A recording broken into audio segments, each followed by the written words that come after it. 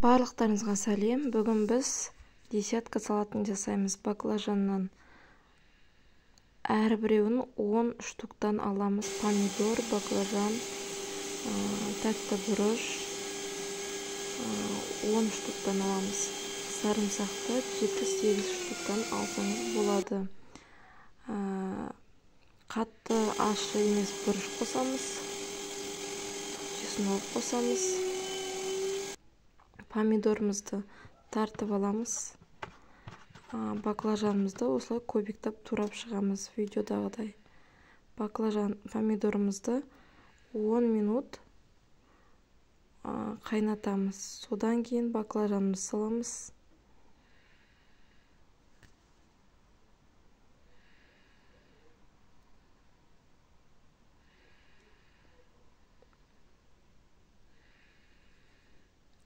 Тәтті бұрышымызды тураймыз. Көбіктеп, өзіңізге қалай ұнайды, солай турасаңыз болады. Аралары 10 минуттан қайнатып отырамыз. Сарымсақты тураймыз, көбіктеп.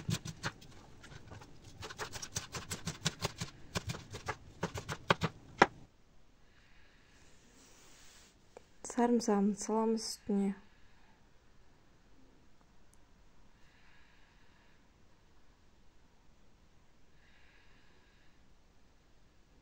Барлығын болғаннан кейін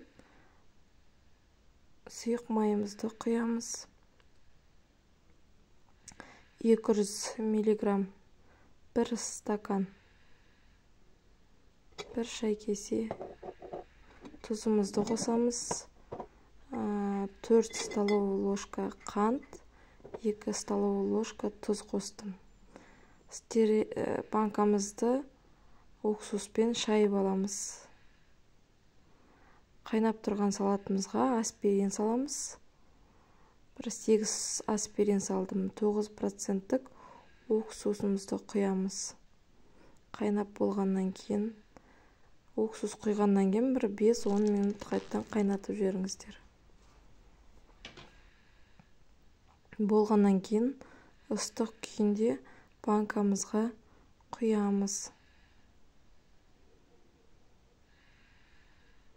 Менде осындай 1 литрлік банкалар болды.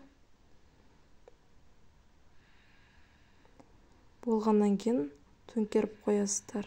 Бетін жауып. Көргендеріңізге рахмет. Лайк басып, комментарий жазып кетіңіздер.